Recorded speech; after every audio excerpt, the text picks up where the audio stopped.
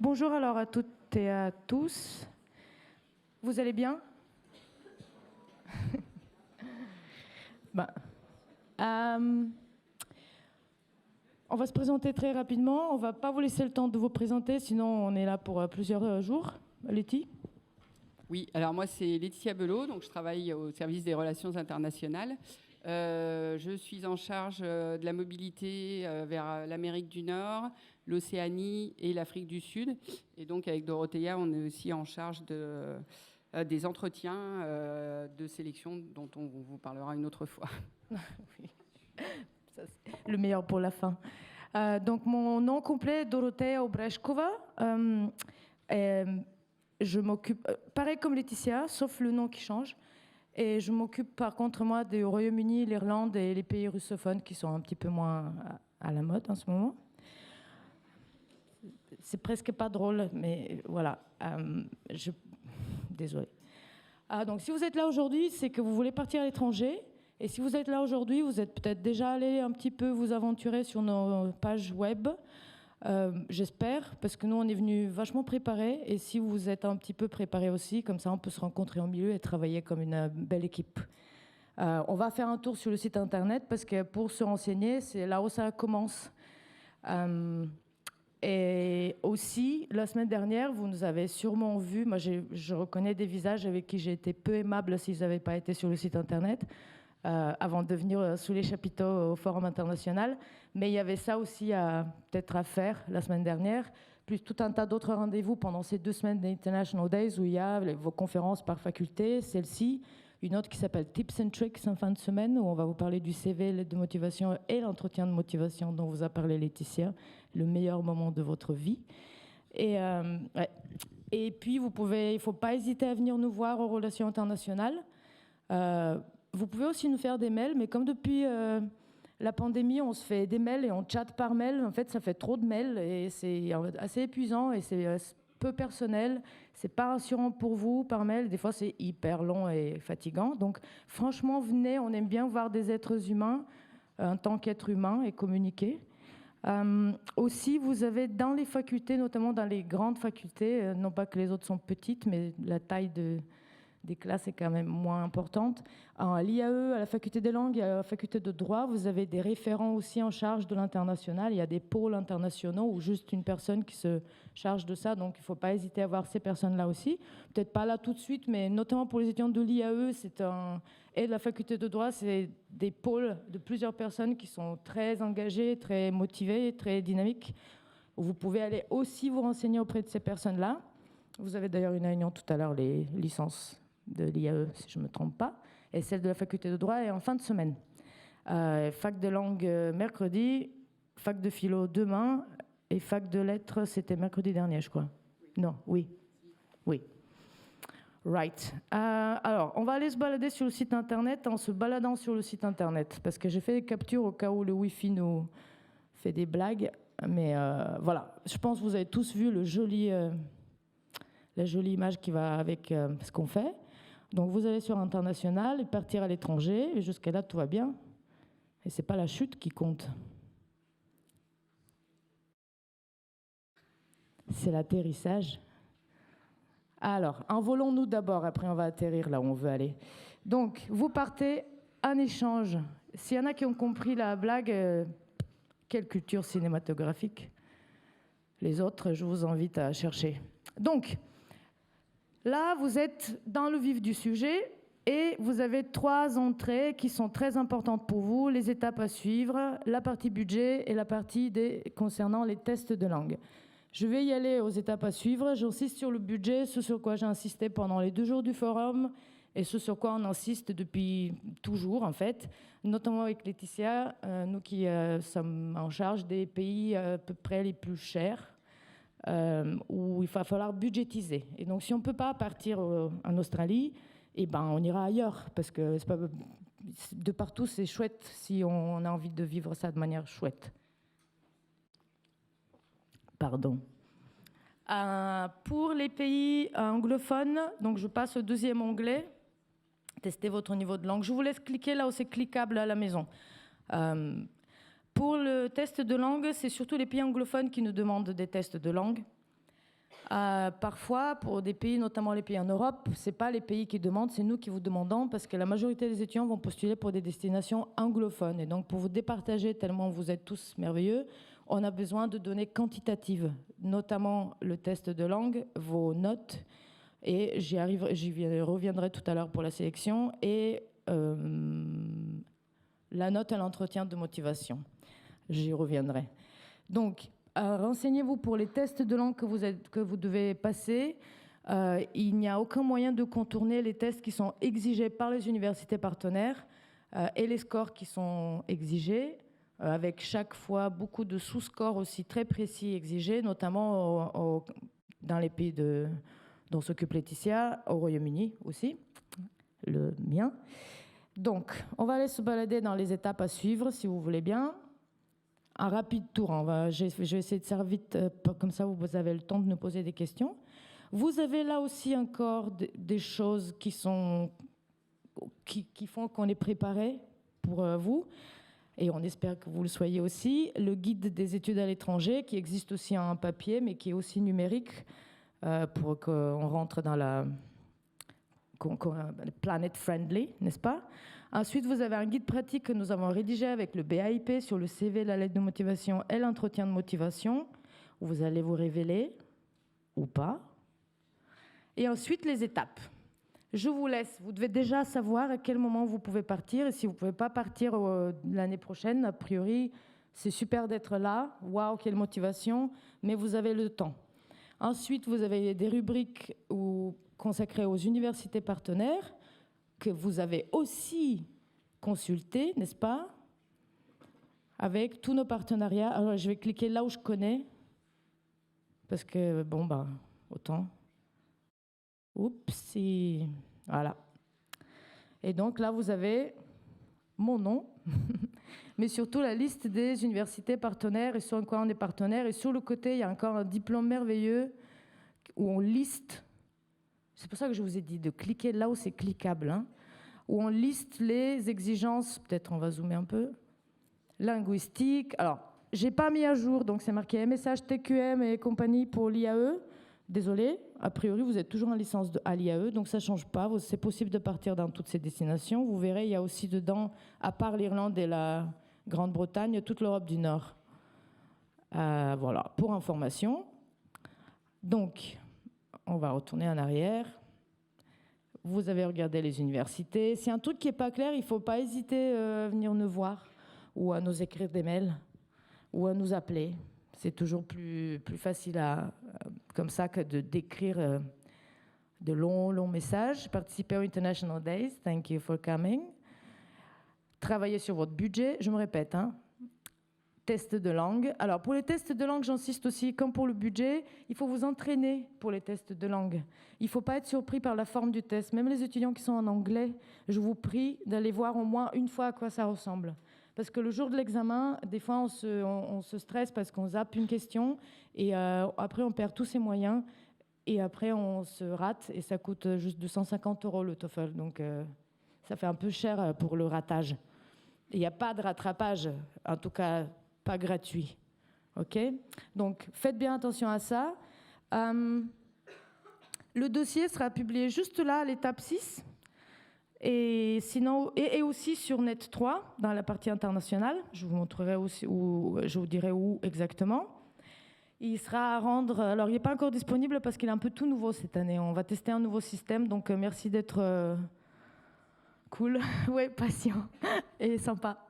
Et de ne pas hésiter à nous demander si vous ne comprenez pas. Je vous expliquerai aussi comment vous allez vous y prendre. Donc, pour l'instant, il n'est pas tout à fait prêt. On est en train de le tester. C'est rien de compliqué, hein. Il est déjà à moitié rempli avec vos noms, prénoms. Il aura à mettre les destinations, vos diplômes en cours et celui pour lequel vous voulez partir l'année prochaine. Et puis, joindre 2-3 documents. Hein. C'est vraiment pas... A priori, en attendant, faites vos CV, lettres de motivation, comme je l'ai déjà dit, quand nous l'avons toutes dit à beaucoup d'étudiants. Préparez vos CV et lettres de motivation. Comme ça, une fois que le dossier est ouvert, vous aurez un truc à faire qui dure entre 20 et 23 minutes. À aller juste cocher des cases et uploader des documents qui sont prêts, du coup, écrits. Voilà, faites ça. Ça, c'est ce qui prend du temps. et l'entretien. Alors, je vais retourner sur mon PowerPoint et je vais passer toutes ces pages où j'ai pris des screenshots au cas où le Wi-Fi, je me répète encore, désolé. Oupsie. Et là, on va passer à la partie, voilà, le dossier donc. Donc, comme je vous disais, fin octobre, sur la page étape 6 et sur Net 3, dans la partie internationale, vos études à l'étranger. Il sera à rendre, jusqu'à présent, vous aviez environ 1 mois pour le faire, mais on s'est rendu compte qu'il n'y a pas vraiment besoin d'1 mois, donc vous avez peut-être un petit peu moins de temps cette année. Vous êtes quand même là et vous savez ce qu'il y a à faire, donc vous avez plein de temps pour préparer les documents, comme je vous disais tout à l'heure. Vous aurez à choisir des pays dans le dossier, ça fera 10 pays maximum. On a pensé que c'est un bon chiffre. Hein. Voilà. Il faudra les documents CV, lettres de motivation, il faudra les uploader donc, sur la plateforme. Il faudra mettre votre feuille de résultat au test de langue. Donc, la plupart d'entre vous n'ont même pas encore passé le test de langue. Donc, vous allez juste renseigner une date d'inscription. Et une fois que vous aurez le résultat, vous allez le uploader quand il arrivera. Des fois, il arrivera tout début janvier parce que vous allez passer le test le 15 décembre. Ça veut dire que vous allez tous déposer un dossier plus ou moins complet. Mais on vous fait confiance, a priori, ça vous concerne. Nous, on ne va pas à l'étranger l'année prochaine, pas pour une année en tout cas. Donc, dès que vous avez, inscrivez-vous bien, dès que vous avez le score, vous retournez sur la plateforme et vous l'uploadez, le score de votre test. Vos relevés universitaires, avant ça, on est content de savoir que vous avez passé le bac et tout, mais a priori, on n'en a pas besoin. Et donc, pour les CV lettres de motivation, une petite précision, parce que vous aurez à uploader, il y a une seule possibilité pour uploader un CV. Vous n'aurez pas plusieurs possibilités à mettre des CV en anglais, en espagnol, en allemand. Donc, si vous postulez sur plusieurs pays où vous allez faire des études en plusieurs langues, notamment pour les étudiants de langue, mais aussi pour tous les autres qui maîtrisent aussi bien l'anglais qu'une autre langue, ou plusieurs autres langues, il va falloir déposer les 3 CV, ou 3. Admettons que vous parlez l'anglais, l'espagnol et l'allemand, et vous voulez étudier dans les pays de formation anglophone, hispanophone et germanophone, eh bien, vous allez déposer 3 PDF à la suite, il va falloir en faire qu'un, avec les 3 lettres à l'intérieur. Et pareil pour le CV. Il va falloir en faire qu'un seul PDF, parce que vous allez pouvoir déposer à chaque fois un seul PDF, un seul fichier. Je ne sais pas si ça vous paraît clair. Je vois beaucoup de regards qui me scrutent de qu'est-ce qu'elle est en train de raconter. Si vous voulez faire un seul PDF de plusieurs PDF, il suffit d'aller sur ilovepdf.com et il fait tout seul. C'est gratuit. Voilà. C'est un conseil qu'on vous donne depuis quelques années.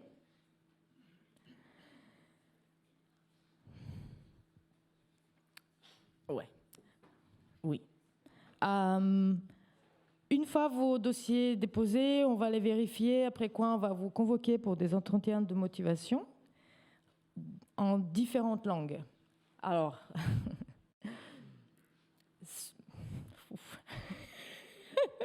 pour expliquer ça, il faut avoir écrit son petit speech. Si vous candidatez pour des pays où vous voulez faire uniquement des études en anglais, vous passerez un seul entretien en anglais. Pour les étudiants en langue, il y aura un entretien en anglais si vous postulez pour les pays anglophones, et puis dans l'autre langue si vous postulez aussi pour l'autre langue que vous étudiez. Pour les étudiants en droit, ça va se passer pareil. Il y aura plusieurs différents entretiens selon la langue dans laquelle vous souhaitez étudier, ou les pays dans lesquels vous voulez partir. On va vous donner du détail pour ça. C'est difficile à expliquer. C'est tellement fait compliqué parce qu'on est en France et on n'aime pas faire simple. Donc, voilà. Si vous avez des questions vraiment et vous avez des cas pratiques à nous présenter, c'est pourquoi nous sommes là aujourd'hui. Vous passerez l'entretien. Si tout va bien, vous avez un avis favorable et après quoi, vous recevez un message qui vous indique pour où vous êtes sélectionné, pour quelle destination. Dans vos dossiers, vous allez faire des choix de pays et on m'a demandé est-ce que je peux mettre les universités. Pas dans le dossier, mais dans votre lettre de motivation ou dans tous les cas dans l'entretien, il faudra être prêt à en parler. parce que ça nous aide nous aussi ça nous guide un petit peu sur quoi vous voulez partir et ça nous permet de vous mettre au plus près de l'endroit où vous voulez aller. Ce n'est pas du tout garanti que vous irez là où vous voulez. C'est très très compliqué. Vous êtes nombreux à avoir déjà compris qu'il n'y a pas la place pour tout le monde à Londres ou à Berlin ou à Madrid ou à New York, parce que tout le monde veut aller à Londres, à Berlin, à Madrid ou à New York, comme si le reste de ces pays-là n'existait pas. La gentille campagne anglaise, c'est quand même sympa aussi, hein. Il y a des bonnes universités aussi, donc n'hésitez pas à vous renseigner plus loin que ça, parce que là, mathématiquement, c'est juste impossible d'envoyer tout le monde à Londres, Berlin, Madrid et New York. Donc n'hésitez pas à regarder ailleurs, notamment aussi en faisant votre budget. Vous allez sûrement vous rendre compte que Londres, c'est mort, parce que je ne peux pas me le permettre. Et ce n'est pas grave. On s'en fout. À Londres, il y a plein de Français, donc franchement... quoi. Donc ça va arriver entre janvier et mars. À partir de janvier, les réceptions pour les résultats de la zone de Laetitia, parce qu'on est pressé pour ces pays-là qui veulent toujours faire des choses très très tôt. Et puis au fil de l'eau jusqu'au mois de mars, donc après il y aura l'Asie, l'Amérique latine et puis la vieille Europe tout à la fin, parce qu'on est plus lent nous. On va vous envoyer des mails seulement sur votre boîte mail Lyon 3. Voilà. Merci de votre compréhension. Oh, waouh, j'ai fini. Oui, vas-y. Vérifiez bien. Vous verrez donc sur cette nouvelle plateforme là où sera disponible le dossier de candidature, vous aurez tous les pays disponibles, quel que soit votre diplôme, quelle que soit votre faculté d'appartenance. Donc c'est pour ça que c'est important au préalable de bien aller sur notre site internet et de vérifier que les universités, les pays que vous demandez, il y a bien un accord en fait avec votre faculté. Tous nos accords ne sont pas toutes disciplines. Loin de là, on a des accords qui sont que pour l'IAE, d'autres qui sont que pour le droit, d'autres que pour la fac des lettres, langue, philo. Donc voilà. Et aussi, si vous êtes en LLCR chinois, non, vous ne pouvez pas partir aux États-Unis. Je préfère le préciser parce que chaque année, on a quelques cas comme ça. Pareil, il y a des destinations, par exemple, francophones, notamment en Europe, au Benelux ou le Québec. Donc les étudiants en langue ne peuvent pas postuler dans des universités francophones. Il faut que ce soit des universités anglophones, hispanophones ou germanophones.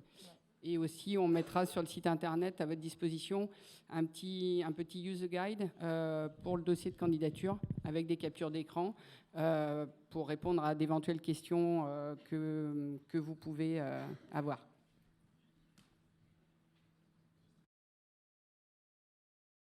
Vous avez des questions? Moi, je pense qu'on a couvert à peu près le... Ouais, il faudrait peut-être que...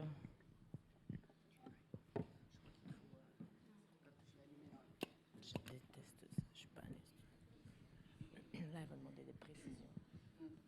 Imaginons qu'on veut aller dans un pays en Europe où on veut étudier en anglais. Oui. On passe un entretien en anglais ou la langue du pays où on va. Quel pays c'est? Italie, par exemple. Ce sera en anglais. Okay. Vous êtes en quoi? IAE. Voilà, donc oui, ça sera tout en anglais. Alors pour tous les pays anglophones, ça sera en anglais. Scandinavie, Europe de l'Est, Benelux, c'est en anglais. Et aussi les pays hispanophones, germanophones, l'Italie, Asie, où vous allez faire des études en anglais, notamment les étudiants de l'IAE et les étudiants de droit. Eh bien, tout ça, il n'y aura qu'un seul entretien en anglais où vous allez argumenter vos projets et lister vos pays, enfin lister, voilà, donner vos pays et surtout vos universités de préférence. Ok, donc oui. On passe qu'un seul entretien en anglais pour tout. Oui. Merci. Alors, ça me fait penser, si vous voulez partir en Italie, vous êtes à l'IAE, vous voulez partir en Italie ou dans un pays hispanophone, dans un pays germanophone, et on se demande, pour faire des études en anglais, vous ne parlez pas la langue du pays du tout, ou très peu, vous n'êtes pas prêt pour faire des cours de ressources humaines et finances en italien, en allemand. On nous demande souvent si c'est obligatoire de passer un test de langue, notamment le TOEIC pour ces destinations-là. Comme pour l'Europe de l'Est ou la Scandinavie, c'est le TOEIC qui peut aller parfaitement bien. Eh bien, pour ces pays-là, ce n'est pas obligatoire. Parce que souvent, les postulants ont fait une LV2, la langue de ce pays-là, et on s'attend à ce que vous rentriez aussi un petit peu au S2 notamment, une fois que vous êtes à peu près armé avec la langue locale, plus à l'aise, de passer au semestre 2, faire peut-être 1 ou 2 cours dans la langue du pays. Vous êtes nombreux à vouloir aller en Espagne, en Amérique latine pour faire des études en anglais. C'est pas de partout possible. Alors en business et en droit, plus qu'en lettres et en philo. Il n'y a pas toujours un cursus complet, ou s'il y en a, il y a 2 facs qui proposent. Il y a 6 places en tout sur toute l'Espagne pour faire des études en anglais. J'exagère à peine. Donc, ça veut dire que si vous envisagez d'autres destinations parce qu'on vous a demandé d'élargir vos choix, vous passez dans tous les cas le TOEIC, et c'est ça qui va peut-être différencier votre dossier au niveau du score et au niveau du... vous avez le TOEIC en même temps que les autres, ils n'auront pas le TOEIC, ceux qui ont fait que l'Espagne, que l'Amérique latine pour faire des études en anglais. Et ça, voilà, pas de promesse pour l'Amérique latine et les études en anglais. Je ne suis pas très, très sûre. Voilà, pardon. Je crois qu'il y a là-bas. Là.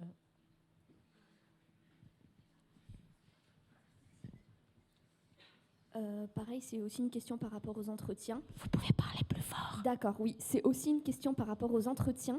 Par exemple, si on est en LEA anglais-chinois, donc on a 2 langues qu'on étudie, mais qu'on veut partir dans un pays anglophone, pas en Chine ou à Taïwan, il faudra aussi qu'on passe un entretien en chinois, donc en anglais. D'accord. Oui, sauf si vous demandez aussi la Chine, Taïwan, Hong Kong, là vous auriez un second entretien avec le département de chinois. Mais si vous demandez que des pays anglophones, il y aura un seul entretien en anglais. Très bien, c'est ce que je voulais savoir. Merci. Pareil en fait, ça dépend des facultés. Pour la faculté de droit et la faculté des langues, en fait, ils sont organisés d'une telle manière. Il y a des tuteurs en fait qui s'occupent de zones géographiques. Donc, du coup, si vous demandez plusieurs pays, vous serez amené à passer plusieurs entretiens. De toute façon, vous recevrez un mail à chaque fois, donc vous inquiétez pas. Mais voilà, par exemple, pour l'IAE ou la fac des lettres ou la fac des langues, normalement, c'est qu'un seul entretien. En général, en anglais, parce que la majorité... Lettres, philo. Et philo. Oui. Vous êtes amené... Et Sciences Po. Et Sciences Po aussi, effectivement. En général, vous partez étudier en anglais. Si vous demandez aussi un pays hispanophone ou germanophone, là, vous auriez un second entretien qui sera plus linguistique. On va juste tester votre niveau de langue. Voilà, encore une fois, c'est un peu compliqué. On en reparlera jeudi. Il y a une seconde réunion, notamment sur les entretiens. Mais vous verrez, si vous avez plusieurs entretiens, de toute façon, vous recevez plusieurs mails, du coup. Excusez-moi, je voulais juste savoir pourquoi les Master 2 LEACI, on est vraiment très limité au niveau du choix des universités partenaires. Par exemple, si on veut partir au Royaume-Uni, on n'a que Birmingham pour valider notre Master 2. Alors, un master en Angleterre coûte 10 000 livres. Et il coûte 10 000 livres pour les Anglais, les Espagnols, les Chinois. Pour tout le monde, c'est le même tarif. Vous partez en échange et vous ne payez pas les frais d'inscription à l'université d'accueil. Donc, vous n'êtes pas très, très bon client. Donc, ces cours-là ne sont pas ouverts pour les étudiants en échange parce qu'ils payent 0. Ils payent leurs frais d'inscription. Vous payez vos frais d'inscription ici. Et donc, les Anglais, il y a Birmingham pour l'instant qui est gentil enough de nous ouvrir accès à des cours de master. C'est très compliqué à négocier. Par contre, ouais, une précision, je pense notamment au pays que je gère moi. J'ai pas mal d'accords, surtout au Canada, qui sont ouverts que jusqu'au Master 1. Mais la faculté des langues, à leur refaire confirmer cette année lors de leur réunion qui a lieu cette semaine, hein, c'est ça, mercredi, accepte que vous preniez des cours de 4e année quand vous partez en Master 2.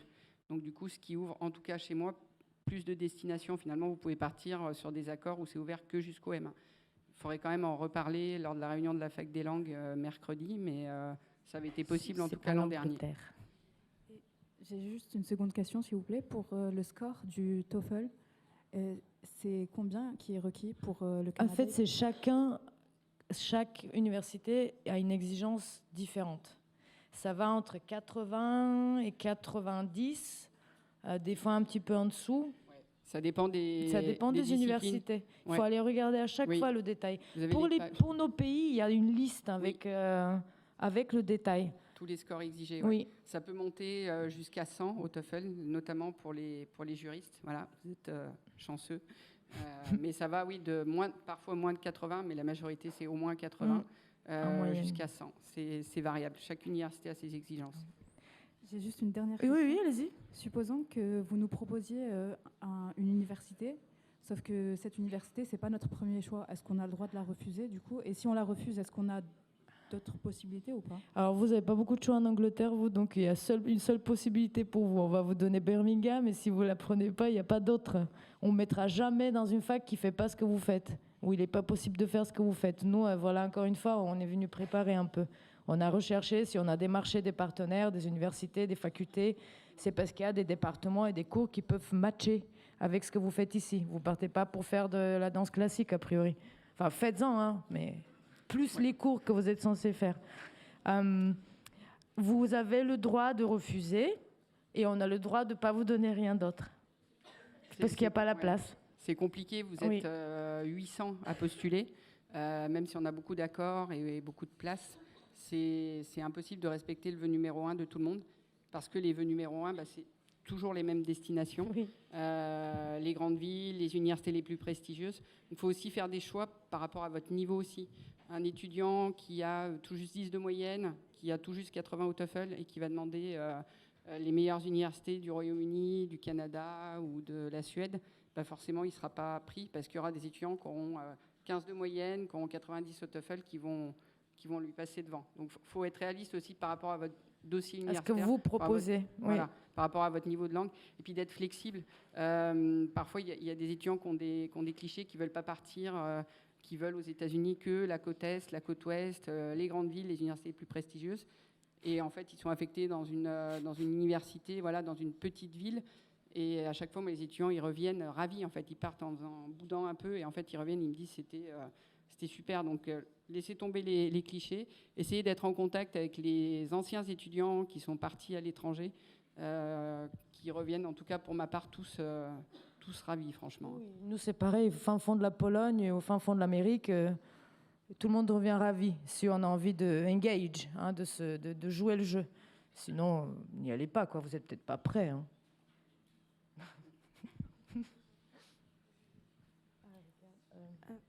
Allez-y. Bonjour. Du coup, j'aurais une question par rapport au dossier de candidature concernant les relevés de notes qu'on doit mettre dans le dépôt. Tous vos relevés universitaires. Et du coup, moi qui suis en master, je ne pourrais pas mettre mes notes de master vu que c'est en novembre. Toute la licence. Toute ma licence. Tous vos relevés universitaires, après le bac, depuis la première année de fac. Ok. Et du coup, j'aurais une seconde question. Ce serait par rapport au choix de destination. Du coup, moi, je fais anglais-arabe et je privilégierais plutôt les pays anglophones, vu le contexte actuel des pays du Moyen-Orient, arabophones. Ça aussi, on est au courant. Est-ce que vous prendrez en compte ça? Est-ce que du coup, on a le droit de refuser si jamais on n'a pas pris dans les pays anglophones et on n'est pris que dans les pays faites pas de demande arabophone alors. Oui, mais c'est quand même. Mais on est obligé de prendre. Mais en tant que licence, LEA, on est obligé de prendre un pays anglophone et un pays arabophone. Non, si vous regardez les conditions de départ de la fac des langues, vous faites ce que vous voulez. Ouais, hein. C'est pays de langue A et ou pays de langue B. C'est comme quand vous demandez à partir une seconde fois, là vous ne pouvez pas faire 2 fois dans le pays de langue A, 2 fois dans le pays de langue B. Oui. C'est comme pour le russe, hein, c'est compliqué en ce moment. Oui, après, là, au vu du contexte actuel... On n'est pas... Oui, nous, pareil, au travail à l'international, on est un peu au courant. Donc, on va essayer de ne pas vous envoyer là où vos parents, déjà, ne vont pas vous envoyer. Donc, malheureusement, il faut faire attention à ça aussi. Pardon. Et du coup, vu qu'on parle des masters, est-ce que, par exemple, pour le master 2 LEACI, on peut choisir que des universités anglophones? Oui. Que des pays anglophones. Que des pays anglophones. Oui. Et est-ce que dans cette université, ils sont obligés on est obligé de faire de l'arabe? Ouais. Ah oui. Ah oui, oui. Vous partez pour valider un diplôme, hein, donc oui. vous êtes censé si vous respecter votre cursus. Hein. Si donc vous êtes en anglais-arabe, vous faites des cours d'anglais, d'arabe et de commerce. Ça, c'est, dans les réunions de faculté, ils vous en diront plus, mais quand vous allez sur c'est important que vous alliez sur les sites des universités partenaires, de ne pas vous limiter au site de Lyon 3 pour aller regarder l'offre de cours. Parce que lors de l'entretien, le jury, en général, vous demande où est-ce que vous voulez partir, pourquoi, est-ce que vous avez regardé l'offre de cours dans les universités. Donc, c'est vraiment important de faire cette recherche. Et vous verrez dans le dossier, on ne vous demande pas d'université de préférence, vous devez lister uniquement des pays, mais on vous invite à lister des universités dans votre lettre de motivation. Ce n'est pas une obligation, encore une fois, mais c'est bien de le faire. Après, ce sera plus à l'entretien où vous direz, je veux aller à l'université de Toronto parce que je veux me spécialiser, j'en sais rien, en droit de l'espace, droit aéronautique, et cette université-là est très spécialisée dans ce domaine.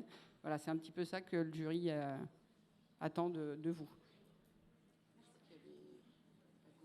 Oui, là-haut, là. Bonjour. Alors ma question, c'est pas spécialement sur la procédure de candidature, mais on m'avait indiqué l'année dernière que pour les départs en droit, c'était obligatoirement sur une année et pas sur un semestre. C'est ça? Oui, oui, okay. Oui. Enfin, il y aura la réunion de la faculté de droit vendredi. Je vous invite à y aller. Mais les prépas de droit, oui, c'est un départ un an. Okay. Et pour les masters qui n'ouvrent pas un accès à l'étranger, est-ce que si dans ce master-là, on a un stage obligatoire, c'est possible de le faire à l'étranger, le stage? Attendez, vous êtes en licence ou en master? Là, je suis en licence 3, mais je veux partir en master. Bah, du coup, peut-être cette année, oui, on n'a pas compris. Peut-être que cette année, il y aura le départ au semestre qui sera ouvert. Vous, priori, vous oui, verrez bien. Okay. Allez à la réunion de la fac de droit. Oui, a priori, il y aura une nouveauté pour la fac de droit. Ce sera des départs au semestre pour l'année du M1. Okay. Pour ceux qui demandent, par exemple, plusieurs diplômes, je ne sais plus si tu l'as dit dans le dossier de candidature, vous ne pourrez pas mettre plusieurs diplômes. Donc, vous mettez bien votre diplôme de préférence. Quand vous ferez votre dossier. Et vous, pour votre stage à l'étranger, sûrement, mais là, on ne saura pas vous dire. Là, c'est vraiment des questions pour la faculté de droit. C'est pour ça qu'on vous demande d'aller dans ces conférences de... Ouais, pourquoi pas, hein, je ne vois pas pourquoi pas, mais voilà. Oui.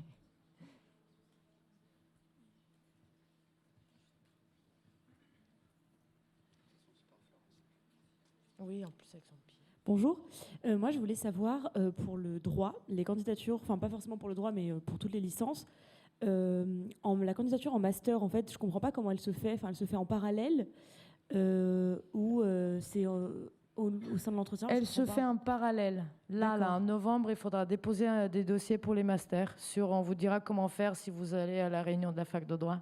D'accord. Encore une fois, question fac de droit, mais enfin, tu es très précise, mais grosso modo, ça se fait en parallèle. On étudie d'abord le master, on vous dit yes pour tel master, et après, on reprend la candidature pour le départ à l'étranger. On vous dit, tu as été prise pour tel master, maintenant, on va t'écouter un petit peu pour le départ à l'étranger sur ce master. D'accord. Donc, on a le résultat pour la candidature au master avant le résultat pour l'Erasmus. Bah, l'envers, c'est un peu perte de temps. Avant, on faisait pas comme ça. On faisait tout l'Erasmus, puis vous arrivez en mai pour les masters, et bam, la moitié, ils sont même pas pris. Donc, tout le monde a fait tout ça pour rien. Et surtout, c'est vous qui êtes déçus.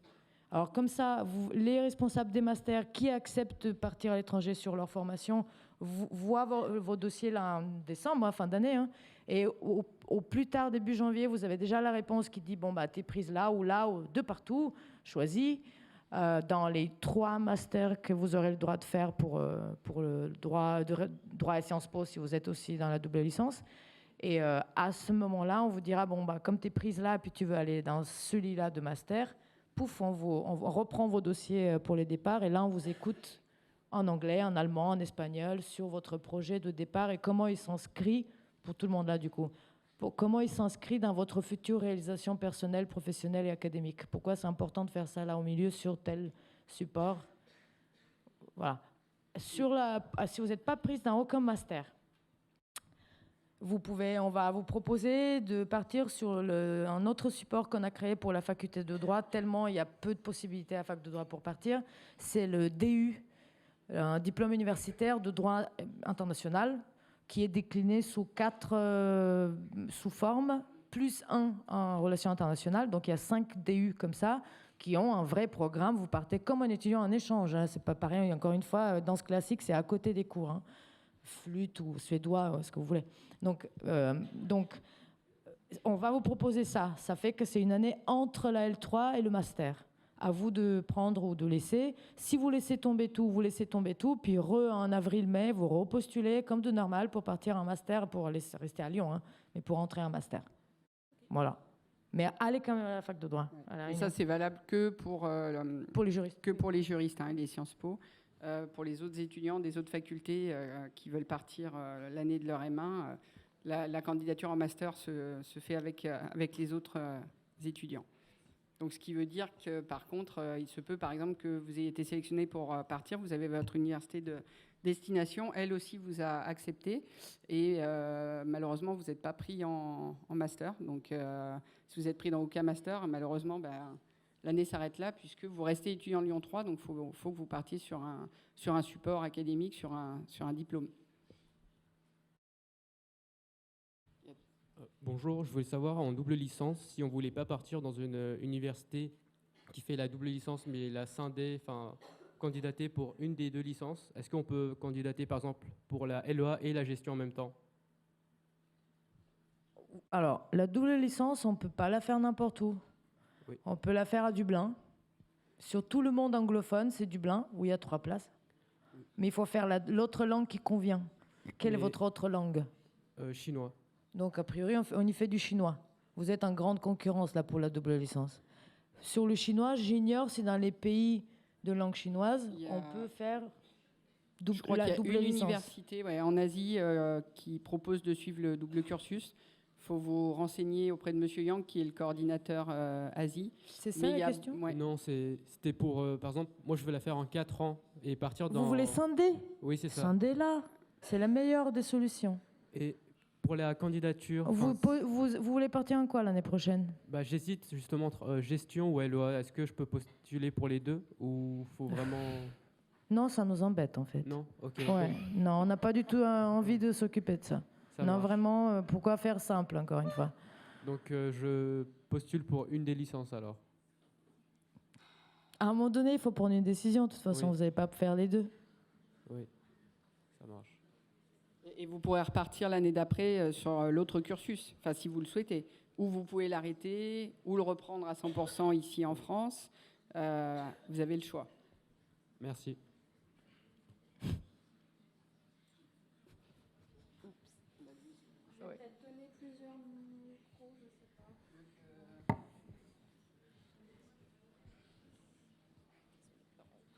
Vous voulez pas vous le passer le micro, vous en tant qu'équipe des... Moi, c'était par rapport à la même chose. Est-ce que, du coup, on peut demander une destination qui accepte les doubles licences et après demander d'autres destinations mais qui scindent les doubles licences? Oui, ça vous pouvez faire. Ça va être compliqué de mettre une fois LOA et de faire un dossier sur la LOA et une fois management et de faire complètement autre dossier parce que le dossier il est accroché à vous et vous êtes tout seul. Super pour la double licence. Franchement, courage. Hein. Mais voilà, ça ne le permet pas techniquement. On peut vous trouver une solution. Franchement, il ne faut pas que tout le monde fasse comme lui. Sinon, vous autres double licence, vous faites votre dossier, vous choisissez un des diplômes. Il n'y aura pas la possibilité de mettre les 2 diplômes. De toute façon, techniquement, c'est pas possible. Vous allez tous choisir la licence de management. Vous allez mettre en premier Dublin si c'est votre choix numéro 1 et on saura que c'est pour la double licence. Vous nous le direz à l'entretien. Et puis toutes les autres destinations, ça peut être pour la simple licence. Et à la fin, quand on aura fini tout ça, les entretiens, et qu'on va vous dire bon bah vous 3 là, vous allez à Dublin. Pour tous les autres, il n'y a plus la place, comme il n'y a que 3 places. Et ben on va basculer sur l'autre solution, d'accord? Faudra vous tenir au courant et nous rappeler. Et voilà, ne pas hésiter à voir comment ça avance, parce que c'est un petit peu à part. Ouais. En fait, il y a plein de destinations qui refusent le double cursus pour 2 raisons. C'est que déjà, vous suivez plus de cours, et vu que vous changez de système d'enseignement, de langue d'enseignement, que notamment dans les pays anglophones, notamment les miens, il y a beaucoup plus de travail à la maison. Nos partenaires estiment que c'est trop de travail pour vous, ils ont peur de votre échec. Donc ils n'encouragent pas à faire ça. Et le motif, il est également financier, bien sûr, parce que vous leur coûtez de l'argent, encore une fois. Une année aux États-Unis, c'est de 10 000 à plus de 40 000 $ parfois. Donc forcément, ils ne veulent pas que vous preniez trop de cours, trop de crédits non plus.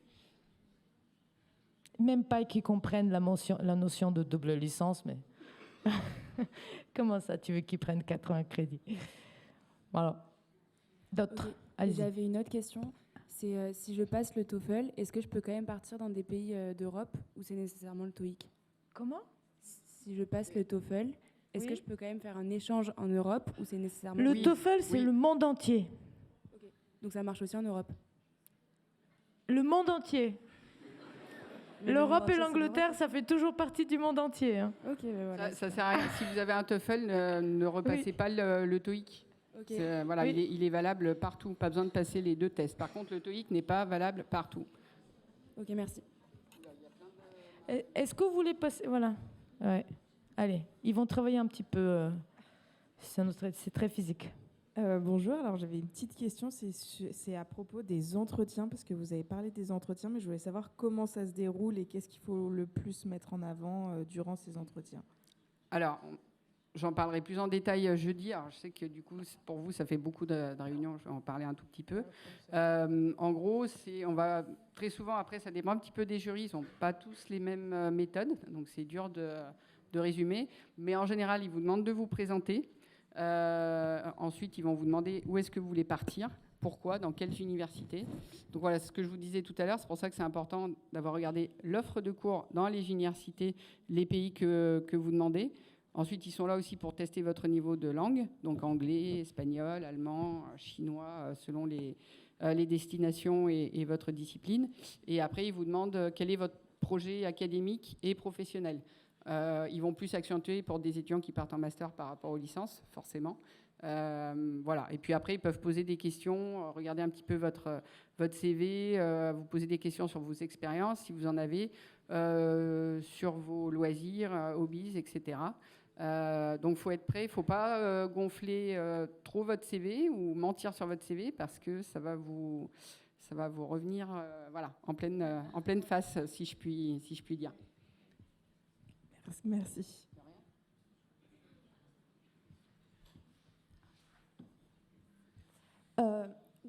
J'aimerais une précision. Dans le cadre du master LEA, parcours communication, si on veut partir en échange, est-ce qu'on doit choisir une université qui dispense des cours de communication ou on peut jouer sur juste les cours de langue ? Vous allez faire des cours de communication et les cours de langue. Donc, il faudra bien étudier la question parce que je crois que pour ce master, il faut que ce soit assez précis. Donc, il faut aller dans toutes les facs où vous voyez déjà vos langues, où vous trouvez vos langues. Et ensuite, il faudra voir s'il y a assez de cours de com. C'est pour partir en M2 ? Oui. Ou le Master 1 ? C'est le Master 1 ? C'est pour partir en M2. En M2 ? Ouais. Ouais. Même discours. Okay. Il faut trouver la langue B et des cours de communication, faire la recherche, comme l'a dit Laetitia. Et j'aimerais savoir, pour les masters, il y a combien de places en Nouvelle-Zélande ? Alors, en Nouvelle-Zélande, on a deux universités, 2 partenaires. Ce sont des partenariats toutes disciplines confondues, licence et master confondus. Par contre, il faut quand même aller voir les disciplines. Est-ce qu'il y a bien des cours de com ? Est-ce qu'il y a bien des cours de langue B aussi ? Mais je ne peux pas garantir toutes les langues européennes ou les langues asiatiques, oui. Les langues européennes, il faut aller voir. Mais pour la Nouvelle-Zélande, c'est pour les CI. Genre, je te pose la question pour les commerces internationaux.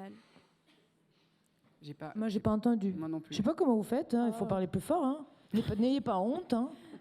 Pour la Nouvelle-Zélande, je demandais pour le parcours commerce international. Quoi ? Oui, c'est quoi la question ? Places en Nouvelle-Zélande. Combien de places ? Il y a pas, c'est pas distinct. Ouais, c'est des accords toutes disciplines. J'ai pas le tout nombre licence, de places master, tout confondu. J'ai pas encore le nombre de places par université, voilà, mais pour tout le monde. Faut pas vous préoccuper beaucoup de ça. Combien il y a de places dans telles et telles universités, c'est pas important parce qu'on peut avoir 15 places à l'université de Sydney. Si vous n'avez pas la moyenne, si vous n'êtes pas bon en anglais, on ne va pas remplir nos places avec des étudiants qui n'ont pas le niveau, parce que tout simplement, déjà, nos partenaires vont vous refuser, en fait. Donc, et il ne faut pas hésiter à postuler dans des universités où il n'y a qu'une seule place, parce que cette place, elle est peut-être pour vous. Donc, ne vous préoccupez pas des places, vous vous préoccupez de votre cursus, de le trouver dans les universités que vous demandez. C'est ça l'important, et que vous ayez, bien sûr, le TOEFL pour. Voilà. Puis si on vous dit le nombre de places, vous allez tous être choqués. Parce qu'il n'y a pas la place pour tout le monde. Ça rajoute du stress. Mais je pense que vous en avez déjà assez, non ? Allez-y, je ne sais pas où est le micro. Il est là. Là-haut, allez-y. Bonjour. Moi, ma question, c'était par rapport aux universités partenaires en Chine. Parce qu'on s'est renseigné auprès de la personne qui est responsable du département d'Asie. Et il nous a dit qu'on n'avait accès qu'à une seule université en Chine. Et qu'il n'y a que 4 places. Vous êtes quoi vous faites quoi comme étude ? Je suis en LEA anglais-chinois. Ouais, j'ai entendu ça sur la Chine continentale, qu'il n'y aurait qu'une université. Je vous avoue, j'en ai pas trop discuté avec mon collègue. C'est peut-être toujours les suites de la pandémie, du Covid. Okay. Mais par contre, il me semble qu'il y a les universités de Hong Kong et de Taïwan aussi en plus.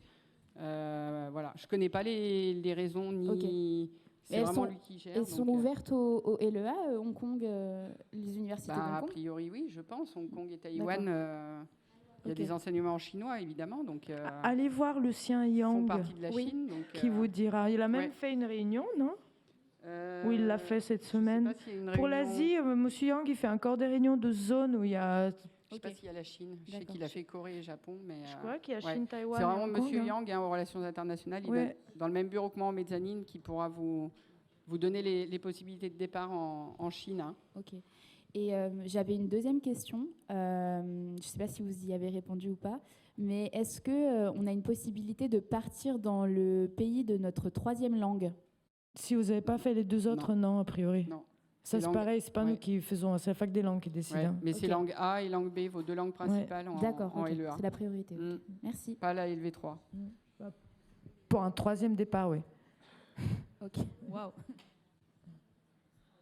Vous voulez... Il y a une jeune femme au milieu, là? Oui, qui est un peu plus bas, qui avait des questions. Super. Quel beau travail vous faites. Merci. Est-ce que vous considérez que c'est risqué de postuler pour un seul pays ou est-ce qu'il faut prévoir C'est risqué de postuler pour un seul pays. Excusez-moi de ne vous pas attendre la fin, mais oui. Oui. Ça dépend après de votre filière, du pays en question. Tous les pays ne sont pas demandés de... Oui, demande-lui. Quel pays vous voulez? Seulement un seul? Potentiellement l'Italie. Oh, ouais, là, il y a la place, c'est tranquille. Vous faites quoi comme étude? Je suis en licence trilingue. Ouais. Par contre, il faut vérifier. Oui, il faut qu'il y ait toutes vos langues, normalement. Enfin, italien et anglais. Oui. Oui, la troisième langue, il faudra demander à celle qui gère la licence trilingue s'il faut l'apprendre. Okay. Je crois qu'il y a un petit comment dire, un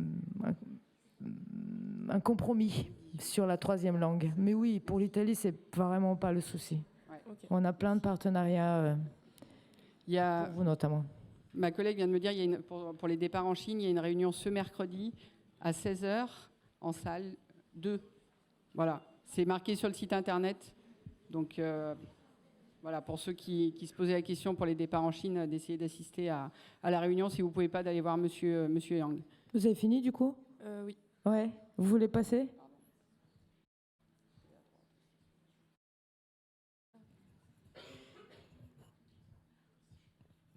Bonjour, je voulais juste savoir si vous faisiez des réunions de zone ou pas, par zone. Pas en dehors de l'Asie, non. Que l'Asie. Oui. L'Espagne, s'il y a l'Espagne. Ah, il y a l'Espagne. Demain. D'accord. Okay. Nous, on a trop de succès, donc on ne fait pas de réunion. Non.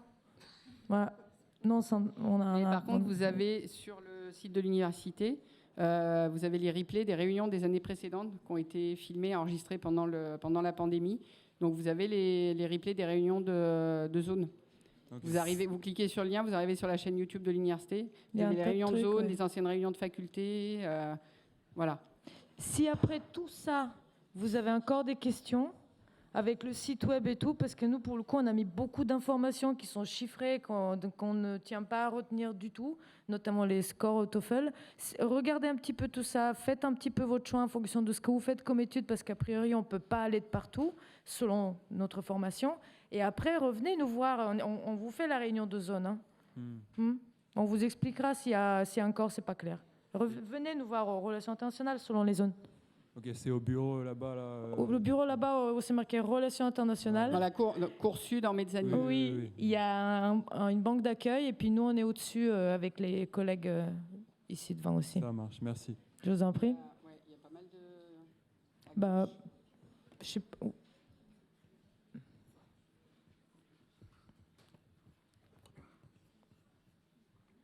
Alors, moi, j'avais une question, c'est peut-être un peu trop précis, mais c'est par rapport à la Corée du Sud. J'ai pas pu assister à la réunion parce que nos profs de coréen nous ont pas dit quand était la réunion. Enfin, ils nous l'ont dit. Oh, mais comme elle est, franchement, je ne peux pas vous dire. Mais j'avais une question par rapport à ce qui est indiqué sur votre site web. Vous aviez dit que vous avez mis tout ce qui était par rapport au test de langue, mais nous, on nous a dit que le TOPIK, le test de coréen, était obligatoire. Mais c'est noté nulle part sur votre site internet. C'est pour ça que je pose la question. C'est qui on toute la classe de coréen en master. D'autres étudiants vous ont dit qu'il faut que tu passes le TOEIC obligatoirement? Non, le TOPIK. Le TOPIK, oui, le TOPIK, oui. C'est notre prof de coréen qui est responsable des échanges en Corée du Sud. Madame Wang? Oui. Qui vous a pas dit en plus qu'il y avait réunion alors qu'elle y était? Étonnant, oui. Oh là là, je suis... Si elle vous a dit que c'est obligatoire, c'est que c'est obligatoire, comme elle est en charge des échanges. Hein. Je ne voudrais pas pourquoi elle mettrait un doute sur la parole. Non, mais vu que c'est pas marqué sur le site, vous dites? Oui, voilà, c'est pour ça. Allez retourner voir Monsieur Yang qui a fait cette réunion avec Madame Wang la semaine dernière et de redemander lui est-ce que c'est vrai? Parce que c'est pas sur le site et qu'elle nous l'a dit comme ça, voilà. Ok, d'accord. N'hésitez pas, hein, elle va pas mal prendre. Hein. Ça fait un moment que... Regarde.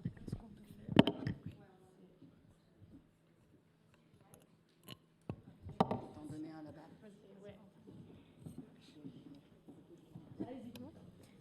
Un, deux. Du coup, j'aurais une question par rapport, ce que j'ai vu sur le site, par rapport aux universités partenaires. Oui. Parfois, il y a les licences, les disciplines acceptées, et parfois, il y a juste écrit programme délocalisé.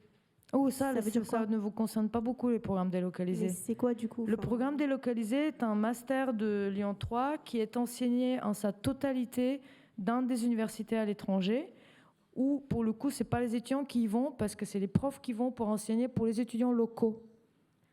Ah, d'accord. Ok. Alors, on a quelques-uns, notamment des juristes, qui partent comme ça en Asie ou en Europe de l'Est, où il y a des partenariats, un master de droit international, et qui vont...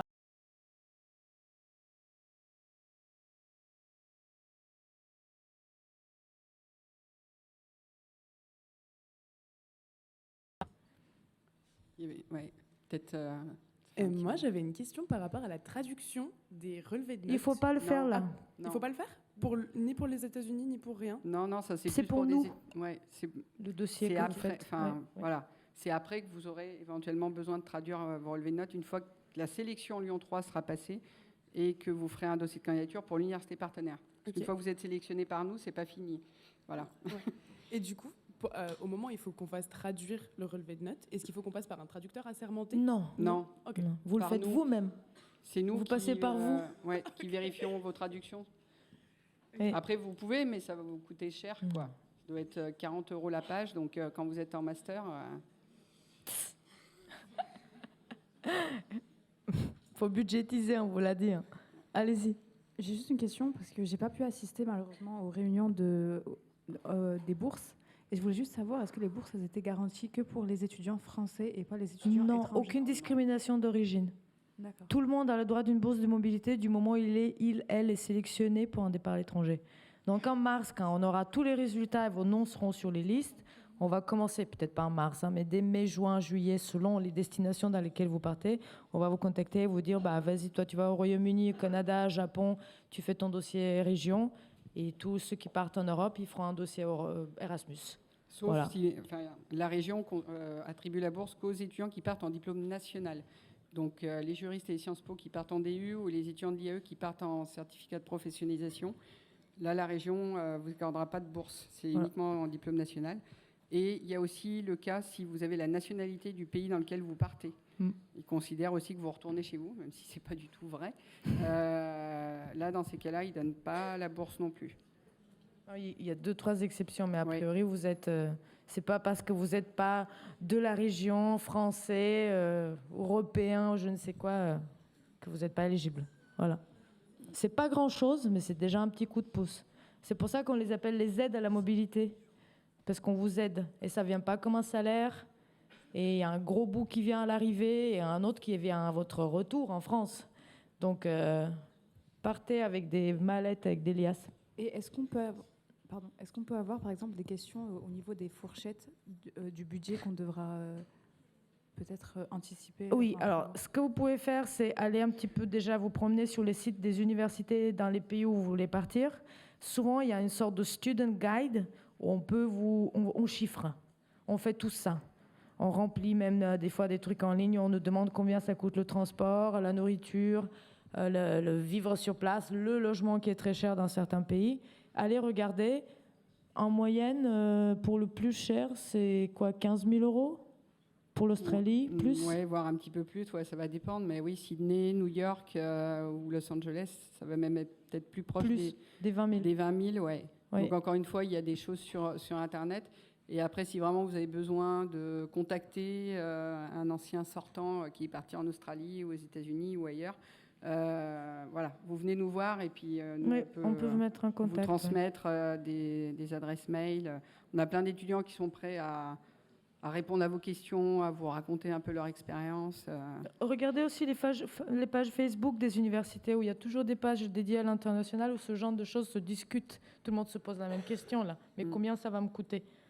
Parce que vous économisez juste les frais de scolarité dans l'université étrangère. Après, il y a l'assurance maladie, le logement, les livres, le billet d'avion, le visa. Vivre un peu décemment aussi, manger des pâtes tous les jours. Voyager un peu aussi. Bonjour, c'était juste... c'est moi, je suis là. Là, ici. Ah oui. C'était pour revenir sur le dossier de candidature. Vous avez dit qu'il faut inclure les relevés de notes des années universitaires, c'est ça? Mais moi, j'avais une question parce que je suis allée en première année, j'ai pas fait la L1, je suis allée en prépa et après j'ai eu des équivalences pour aller en L2 directement. Et comment est-ce que j'inclus ça dans le relevé de notes? Vous étiez en prépa? Oui, j'ai fait une année de prépa et après j'ai eu des équivalences. Oui, vous mettez les notes de la prépa, on sait comment vous vous êtes vautré, c'est pas grave. Tout le monde a été excellent en prépa. Oui, non. Non, mais vous mettez les notes de la prépa. Vous fournissez ce que vous avez en fait. D'accord. BTS, DUT, notes de prépa. Une année en médecine ou je ne sais quoi, des fois ça n'a rien à voir. Des relevés de notes de l'étranger, hein, c'est pas grave. Les enseignants sont habitués. Hein. Oui. D'accord. On va pas vous juger.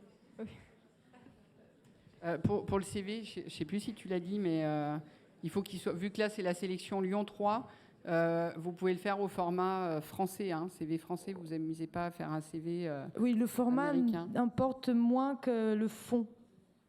La forme n'est pas si importante, Léo. C'est le fond qui est important. Ouais, parce qu'on parlait de ça en classe l'autre jour. Hein, j'ai trouvé une traduction.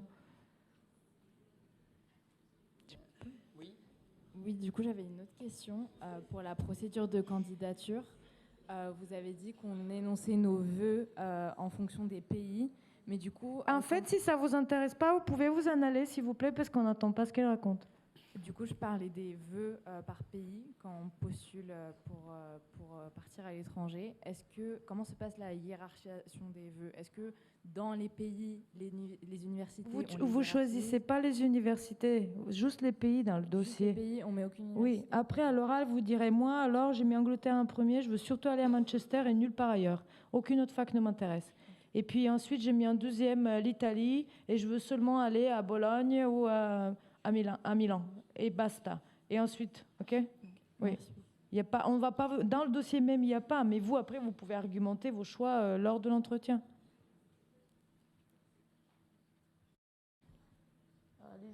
Ouais, j'ai encore deux petites questions. Par rapport aux troisième langues, par exemple, je suis en LEA, j'ai en anglais chinois et j'ai une troisième langue japonais. Il faut obligatoirement qu'on trouve une université qui fait la troisième langue. Non? Non, c'est pas obligatoire. C'est pas obligatoire? Oui. D'accord. Si et donc vous du coup, c'est bien, mais c'est pas obligatoire parce que ça fait beaucoup. Et donc du coup, même si on n'a pas fait cette langue, on valide quand même des crédits? Non. Vous allez faire du anglais, du chinois et des matières d'application, des matières un peu de commerce, de marketing, de relations internationales, de communication, tout ce qui est un petit peu professionnalisant dans la loi, ce que vous mettez dans la mineure. Pas de japonais. Alors le japonais, à côté, au lieu de faire de la danse classique, de la flûte ou du suédois, vous faites du japonais. Vous avez essayé quand même d'entretenir la langue, de trouver une sorte de centre de compétences en langue, comme chez nous, ce qui existe ailleurs. Et dans les pays anglophones, c'est juste un truc, mais alors hallucinant tellement ils ont les moyens. Vous trouverez un moyen de pratiquer. Mais on ne va pas vous demander de faire des crédits, des cours dans cette langue-là. D'accord. Ouais, la LV3, pour les lois, on la laisse un petit peu de côté, tout en l'entretenant un petit peu pendant le Ok, donc ce qui importe, c'est de valider les crédits dans les deux langues principales et les matières d'application. Votre diplôme s'appelle LOA anglais-chinois. Ok. Voilà. Et deuxième question pour la procédure. Si, imaginons, on est accepté, le dossier pour l'université, c'est par vous que ça passe. C'est pas on va sur le site de l'université à chercher l'inscription et tout. C'est par vous, puisque c'est des universités partenaires. Si, c'est par nous que ça passe. Ouais, voilà, oui, ça, oui. parce que Une fois que vous êtes sélectionné, mais on ne va pas aller aussi loin parce qu'on n'y est pas du tout. Mais c'est nous qui allons vous... En fait, on va vous accompagner tout le long, tellement qu'au bout d'un moment, ça va vous saouler. Parce que, oui, c'est comme ça que c'est fait, on y tient et on ne vous envoie pas comme ça au casse-pipe. Oui. Donc, on vous nominera auprès des universités partenaires qui vous contacteront. Alors, au bout d'un moment, on va vous lâcher, vous allez faire tout seul vos demandes de visa, vos choix de logement, ça ne nous concerne pas beaucoup, puis ce n'est pas du tout notre corps de métier. Donc, il y a des choses que vous ferez tout seul, mais on vous le dira tout ça. On vous dira, toi, tu fais ça, pour les bourses, attends, tu vas être contacté, etc. Donc, non, on ne va pas vous lâcher. Même pendant que vous y êtes, on va continuer à vous faire du « Coucou, t'as oublié ton document !» C'est vrai. Ouais. D'accord, merci. Vous voulez passer derrière, là-bas, à la jeune femme en blanc ? Moi, j'avais juste une question par rapport au test de langue, parce que j'ai mon TOEIC qui se périme en mars 2024, et je voulais savoir s'il fallait que je le repasse avant, du coup, ou si pour le dossier, ça passe. C'est pour aller où ? En Europe. Non. Donc, je peux le garder, mon test. Ouais. Ok, merci. Ouais. Vous voulez passer derrière ou à côté pendant que... Allez-y, vous. Excusez-moi, juste une autre question. Par rapport, vous avez dit que pour le dossier de candidature, il fallait mettre, par exemple, si je suis en master, toutes les notes de la licence. Mais le problème, c'est que j'étais en L3 LEACI et on n'a toujours pas le relevé de notes. Vous mettez ce que vous avez, jeune femme. Vous rajouterez après. Si jamais à l'entretien, il n'y a toujours pas... Vous les apporterez un papier, ou bien si on vous pose des questions, vous leur dites, moi, j'ai plus rien, on ne me les a pas donnés. Là, mais ça va arriver d'ici là. Oui. Vous êtes en M1, c'est ça ? Et vous n'avez pas encore votre relevé de notes de L3 ? Mars. Mais ils font des stages. Tu sais. Ah oui, c'est à cause du stage. Non, mais ça va venir d'ici là. Vous mettez ce que vous avez. Hein. Oui. Allez-y. Bonjour, moi je voulais juste savoir, je comptais partir en Amérique latine, et est-ce que j'ai besoin de faire un test de langue pour partir aussi, genre un délai ou quelque chose comme ça, ou non ? Alors, dans la majorité des cas, non. Mais l'année dernière, on a découvert qu'il y a une fac au Mexique, par exemple, qui demande le délai. Ils demandent un B2. Junior, c'est des points, hein, mais voilà. Donc, je vous invite vivement à vous rendre sur les sites des universités où vous avez envie d'aller, dans les pays où vous avez envie d'aller, et de vérifier ça. A priori, un certificat de nous. Donc, déjà, si vous avez passé la sélection interne, c'est que vous avez un niveau qui est plus que correct pour suivre des cours en la discipline qui est la vôtre. Et un certificat derrière qu'on vous écrit nous-mêmes, hein, les responsables pédagogiques, les directeurs des facultés, qui stipule que vous avez le B2, ça suffit. Mais il y a la Panamericana de Mexico, oui, c'est celle-là ? Oui, qui demande, elle, un délai. Ouais. Oui, voilà. Au Chili, c'est une attestation de langue. Mais voilà, il faudra c'est à vous un petit peu de chercher. A priori, pour l'instant, non. Mais voilà la surprise de l'année dernière. Ouais. Est-ce que vous voulez vous retourner du coup et passer le micro à la personne qui lève la main là-bas ? Merci. Bonjour. Je voudrais demander si c'était possible, par exemple, si à Lyon 3, il n'y a pas un master spécifiquement, et si on pouvait le faire dans une université partenaire. Développer. Par exemple, il y a pas pour LOA, il n'y a pas un master de traduction, mais est-ce que ce serait possible de le faire, par exemple, en Corée du Sud ? Il y a un master traducteur juridique. En Lyon 3, il y a un master traducteur juridique. Où c'est possible d'ailleurs, en dehors des échanges, il y a des doubles diplômes, notamment pour ce master. En Australie, à Alicante, mais là, ce n'est pas un échange classique. C'est-à-dire que là, si vous faites le double diplôme, à la fin, vous obtenez un master Lyon 3 et un master d'Alicante ou de Monash en Australie. Mais il y a un master traduction. Oui. Voilà. Mais ça, regardez sur le site de la Fac des langues, hein, dans la liste des masters, il est listé. Là, c'est peut-être pas le sujet. C'est ça la question ? Je suis pas sûre. Vous avez l'air encore très perplexe. Là. Parce que avec ma prof de coréen, j'ai demandé... Alors, vous êtes en quoi ? LOA anglais-coréen. En quelle année ? Une. Hein ? Une. Vous êtes en première année d'anglais-coréen ? Oui. Et vous nous demandez pour le master traducteur ? Exactement. Oui. Et je parlais avec cette prof de coréen et elle m'a dit qu'on ne pouvait pas faire de la traduction master en Lyon 3. Peut-être pas un coréen. Peut-être pas coréen. Effectivement, oui. Il y a espagnol, allemand. Regardez sur le site de la Fac des langues, il y a les langues marquées. Il n'y a peut-être pas le coréen. Pour l'instant, que des langues européennes. Peut-être que ça va se développer. Sinon, vous dites à votre enseignante de coréen d'ouvrir un master traducteur coréen. Voilà. Et du coup, la question qui est super tôt pour nous la poser, mais peut-être d'ici là, on n'aura même pas à avoir cette conversation, Si vous partez sur un support avec Lyon 3, vous allez partir sur un support, un diplôme qui existe chez nous. Donc vous partirez peut-être un L1 anglais-coréen langue gestion, et sur place, si vous avez envie de faire un peu de traduction, vous aurez le droit, mais pas tout si vous êtes en gestion, parce que vous allez faire des cours de gestion.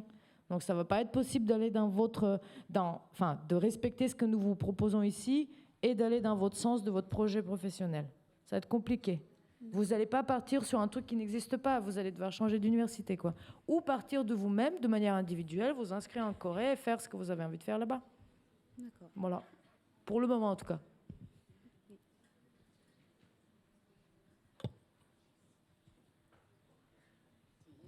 Terminus. Tous les voyageurs descendent. Non. Vous n'avez pas de micro. Oui. Bonjour, j'avais 2 questions. Donc déjà, comment est-ce qu'on pourrait savoir si l'université partenaire, elle propose notre diplôme? Parce que par exemple, quand on va sur le site des universités partenaires, par exemple au Japon, il y en a qui proposent philosophie, mais en fait, quand on regarde sur le site de l'université, elle propose qu'une licence et pas un master.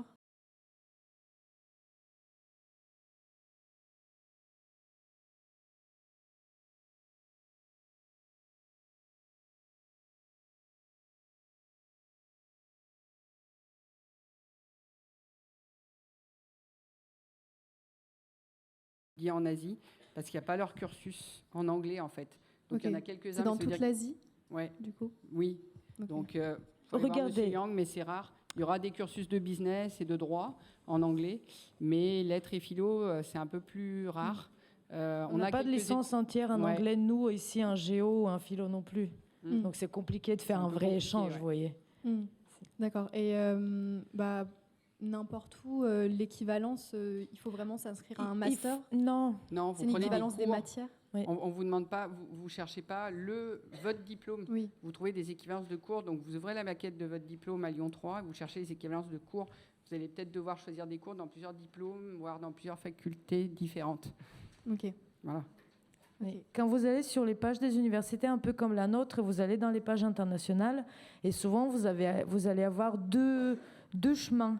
Il y a donc une rubrique pour les étudiants internationaux, ce que vous n'êtes pas toujours aux yeux des universités partenaires.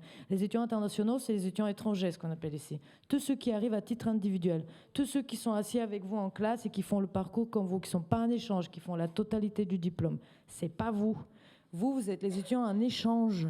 Donc, quand vous allez sur ces pages internationales, il y aura souvent une séparation. Il faut voir comment ça se présente. Des fois, ce n'est pas évident, mais de international students et de l'autre côté, exchange students. Vous êtes exchange students. Et là-dedans, vous allez trouver les cours auxquels vous avez accès en tant qu'étudiant en échange. Et vous allez faire ce que dit Laetitia, prendre la maquette de chez nous et faire des petits matchs. Okay. Voilà. Et j'avais une autre question, c'est est-ce qu'il est possible de faire un échange après une année de césure? Et si c'est possible, quand est-ce que se ferait du coup les Pendant la césure. Pendant la césure, mais l'inscription en master du coup, l'année de L3. C'est l'année N-1 aussi. C'est l'année qui précède aussi. Oui.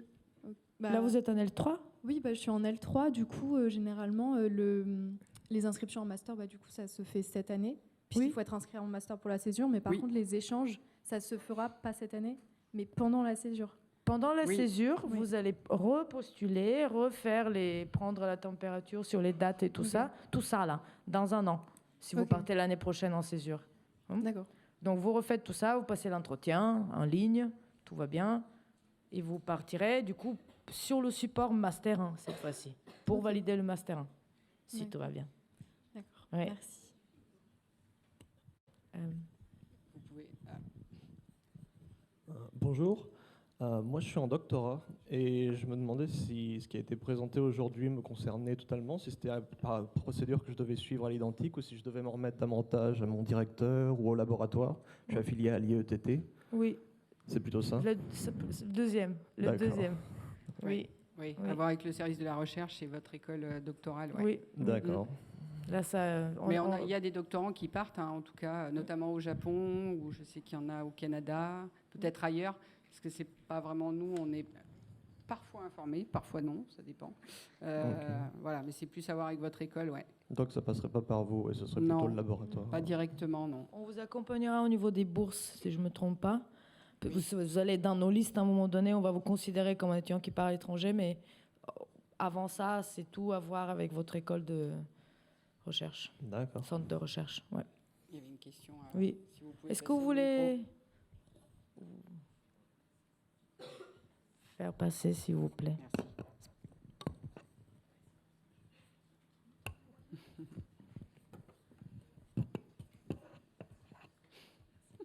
Bonjour. Vous avez dit tout à l'heure que quand on était en LEA, la LV3, on la mettait un peu de côté. Du coup, on va choisir une autre mineure. Oui, gestion. Voilà. Et du coup, on ne sera pas complètement largué parce qu'on commence la gestion avec des gens qui sont en L2. Vous voulez partir en quelle année? En L2. En L2, là vous êtes en première année. C'est ça. Alors quand vous irez là-bas, quand vous serez débutante en finance, marketing et tout ce qui touche à la gestion et au commerce, on va vous autoriser à prendre des cours de première année. Vous allez faire Introduction to Finance, Introduction to Marketing. C'est pas le problème. D'accord. On va pas vous forcer à les faire. De toute façon, ils vont pas vous prendre si vous n'avez pas un petit peu de prérequis en la matière. D'abord, vous êtes linguiste avant tout, comme tous les autres LOA, qu'ils fassent une LV3 ou pas. Mais en plus, vous arrivez là-bas, vous n'êtes pas spécialiste et vous avez zéro connaissance en la matière. Vous allez postuler, là-bas l'université va vous dire mais non, tu vas pas y aller, tu vas échouer. Tu retournes en dessous. Et ça, Lyon 3 l'accepte, hein, on sait. Hein. D'accord. Et du coup, quand on revient en France en L3, on reprend la mineure qu'on avait précédemment, quoi, la LV3. On ne peut pas continuer en gestion. Soit. Je crois que les deux sont possibles. Ah oui. Posez la question à la fac des langues mercredi, là, si vous pouvez. D'accord. Sinon, allez voir la personne qui s'occupe des étudiants qui partent en échange de la faculté des langues ou écrivez au doyen et demandez-lui. A priori, oui, mais il faut avoir la confirmation de la fac des langues. D'accord. Et aussi, en LEA, à partir de la L1, on peut candidater pour la mineure commerce international. Et du coup, on trouve des équivalences à l'étranger, il n'y a pas de souci. Parce que sur l'Internet, j'ai vu qu'il n'y avait qu'une seule université en Italie qui proposait la mineure commerce international. Une seule université dans le monde entier? En Italie. Non. En Italie. Oui, seulement. Alors, vous êtes en première année, il y a déjà la mention CI en L2? Non. C'est pour ça que je dis c'est en L2. Donc il faut demander... Non, en L2, il y a déjà le commerce international, Oui, ça commence par en troisième année? Je sais pas, moi, là, c'est des questions très fac de langue. Et franchement, j'ai peur de vous dire des bêtises. D'accord. Allez mercredi et posez les questions. Il y aura une présentation pareille avec le doyen, à qui vous, là, pour le coup, vous allez vraiment à la source pour prendre les bonnes infos. D'accord, merci. Vous voulez... Enfin, je sais pas. Moi, ma question, c'est par rapport à la lettre de motivation. Du coup, on doit faire une lettre de motivation pour le pays ou alors on fait comme si on avait... Enfin, juste pour l'université où on veut. Enfin, ça se passe comment? Pour le départ à l'étranger. Pour le départ à l'étranger. Pour les pays, parce que c'est quand même mieux de ne pas en demander qu'un seul. Encore une fois, ça dépend de la popularité du pays, mais... Faites pas 8 lettres pour vos 8 pays. Oui. Ok, une seule lettre. Et du coup, vous conseillez de prendre 10 pays maximum ou... Vous ne pouvez pas faire plus de 10 pays, et 10 pays, c'est beaucoup. Ouais. On l'a fait notamment pour les étudiants en langue, des étudiants en LE1, anglais, espagnol, pour qu'ils puissent demander Royaume-Uni, Irlande, États-Unis, Canada, Australie, Chili, Mexique, Espagne. Vous voyez, ça va vite quand on a deux langues. Oui. Après 10 pays, c'est quand même beaucoup. Vous risquez de pas. Vous n'avez pas envie d'aller. Oui, ça sert à rien. Déjà. Mais du coup, si on n'en met qu'un seul, mais qu'il y a vraiment un grand choix d'université dedans, ça suffit. Mais c'est à vos risques et périls. Oui. Tout dépend vous de mettez votre un niveau. seul pays avec toute la liste de vos universités de préférence. Et si un jour on vous dit, écoute, il n'y a plus la place en fait, et tant pis. Ça sera trop tard, oui. On ne pourra pas vous réaffecter ailleurs si vous n'avez pas demandé à destination. Tout dépend un petit peu de votre niveau, enfin de votre dossier, de vos notes, de votre niveau de langue par rapport, et du pays demandé. Si vous avez 15 de moyenne, que vous avez 90 au TOEFL et que vous demandez un pays pas trop populaire, vous pouvez, effectivement. Mais voilà, oui, c'est... Après, si vous êtes sûr que vous ne voulez pas aller ailleurs, oui, ça ne sert à rien de demander pour après refuser, quoi. Il ne faut pas mettre des pays où vous n'avez pas envie d'aller. Okay. Parce qu'on a ça chaque année aussi. J'avais demandé comme ça par défaut, mais en fait, j'ai pas envie d'aller. Bon. C'est lequel, le pays en question? Les États-Unis. Ouais, be flexible. right? C'est quand même pas mal. Enfin, c'est le Canada qui est vraiment très, très demandé ces dernières années. Mais les États-Unis sont quand même pas mal demandés. Donc, Et il y a un plan B, parce qu'imaginons qu'il y a un truc au TOEFL qui va... Qui... Ouais, mais du coup, si mon plan B c'est Canada, ça marche. Enfin, c'est encore plus dur. Bah, ça en fait 2 déjà, au lieu d'1. Allez-y. J'avais une petite question, c'était par rapport à l'Australie, parce que je sais que les rentrées sont décalées par rapport à la France, et je voulais savoir comment ça se passait, surtout au niveau des stages, et quand est-ce qu'au final on pouvait partir pour l'année prochaine. Alors, les stages, je ne vais pas pouvoir vous dire, mais oui, c'est en fait, vous partez. Alors, si vous partez 1 an, vous partez au mois de juillet, c'est l'hémisphère sud. Hein, il n'y a pas que l'Australie, hein, tous les pays de l'hémisphère sud. Donc, vous partez au mois de juillet, ce sera l'hiver là-bas. Vous partez vers mi-juillet, fin juillet. Vous commencez par leur 2e semestre, qui se termine à peu près fin novembre. Et vous recommencez leur 1er semestre, qui démarre fin février jusqu'au mois de juin. Donc, en fait, le stage, vous ne le ferez pas. Hein. Si vous partez dans ces destinations-là, il faudra le reporter, si c'est possible. Vous êtes à l'IAE ? Oui, mais du coup, si je veux rentrer en master après directement, comment je peux faire si je rentre en juin et que je veux rentrer directement en master en septembre d'après? Vous postulez pendant que vous y êtes, hein. Oui, c'est mais en ligne, hein, de toute façon, ça se fait en ligne. Oui, bien sûr, mais du coup, si je n'ai pas le temps de faire un stage avant de rentrer en master... Ouais, ça va être compliqué. Il faut changer de pays. Ah, ok. Oui, c'est compliqué là. On peut le faire ni avant ni après. Enfin, après à la limite, mais bon, si vous rentrez en master, vous avez vu la rentrée maintenant, c'est le 31 août. Ouais, donc, ouais. Parlez-en à l'IAE, hein, mais. Ou peut-être faire un stage entre vos 2 semestres là-bas, si c'est possible avec le visa et tout, parce que vous aurez là pour le coup les vacances d'été entre novembre et fin février. C'est novembre à février. Vous avez à peu près 3 mois, je crois quand même. Oui, donc je ne sais pas quelle doit être la durée de votre stage, mais... Oui, ça peut se faire. Ok, merci beaucoup. Des fois, malheureusement, des fois, on fait ce choix-là aussi. En fonction de ça, on va devoir changer de pays. Au milieu, encore. L'italienne.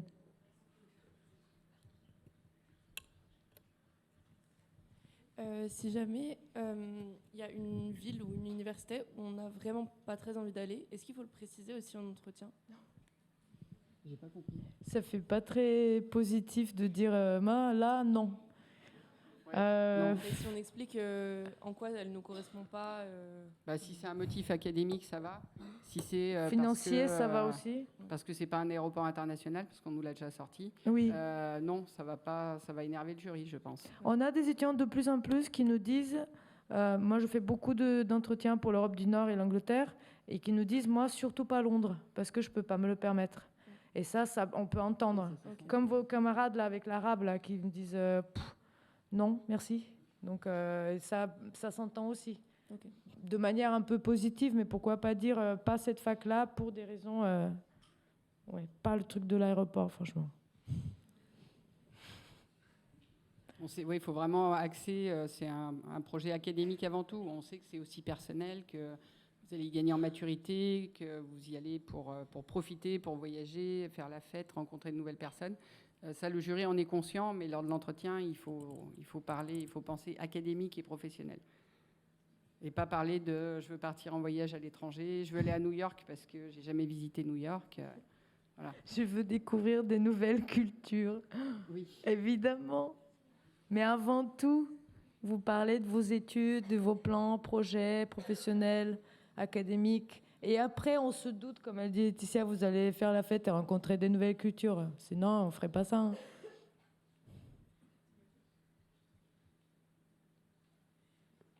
Et je crois que c'est bon, cette fois-ci. Ah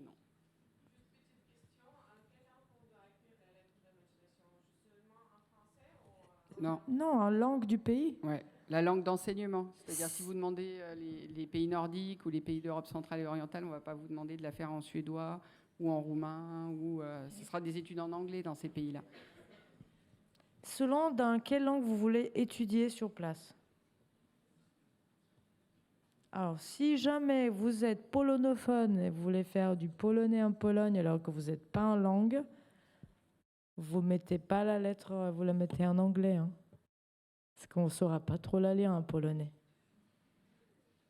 Si vous êtes en langue, oui, mais si vous êtes en l'IAE ou en droit, en lettres, et vous êtes polonophone, non, pas en polonais, en anglais.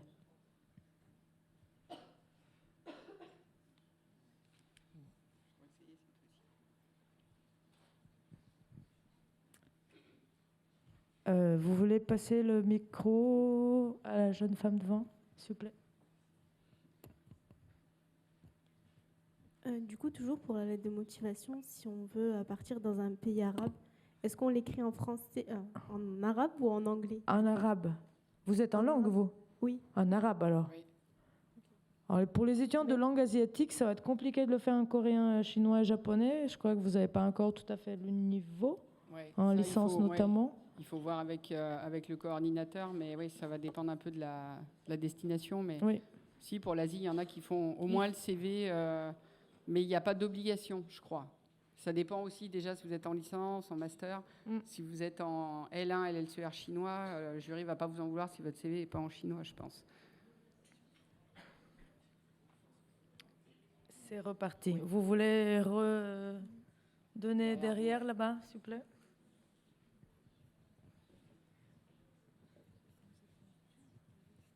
Donc le CV aussi, il doit être en anglais? Ok. Vous voulez passer là-bas? Allez manger, si vous voulez. Oui, allez-vous-en. Allez. Excusez-moi, tout à l'heure, vous avez parlé de l'hémisphère sud, et je crois que je n'avais pas très bien compris. C'est la rentrée se fait en juillet. Mais pour l'Australie et la Nouvelle-Zélande. D'accord. Après, ça dépend. Il y a pour l'instant une université en Australie qui a un peu bousculé son calendrier pour être calé au calendrier européen et américain.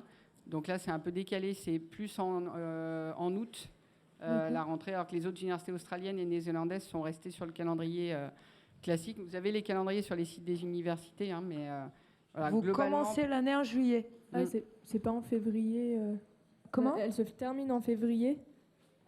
J'ai pas compris. Vous commencez en juillet, vous finissez en novembre, et après décembre, janvier, jusqu'à presque fin février, vous êtes en vacances. C'est les vacances d'été. Donc si vous êtes sélectionné... Et après, vous faites le deuxième semestre à partir de février. D'accord. Le calendrier est inversé, tout comme les saisons. Parce que moi, je croyais que ça commençait en février. Mais du coup, c'est l'inverse. Leur deuxième semestre, oui. Non, leur premier semestre, pardon. Même moi, oui. En fait, pour vous, c'est le deuxième, mais pour eux, c'est le premier semestre. Vous faites d'abord le deuxième semestre, après le premier, mais c'est pas gênant. Hein. Oui, on a des fait dizaines ça. d'étudiants qui le font. Faut juste, si vous êtes sélectionné pour partir en Australie, en Nouvelle-Zélande ou dans d'autres pays de l'hémisphère sud, en Amérique latine, par exemple, il faut éviter d'être au rattrapage. Parce que vous avez vos résultats en juillet pour partir quelques jours plus tard. De toute façon, pour tout le monde, il faut éviter d'être au rattrapage. Hein. Oui, mais bon, surtout pour ces destinations-là, quoi. Imagine la fille à laquelle... C'est vrai? Oui. Ils sont sélectionnés pour ces pays-là, il faut tout moyen.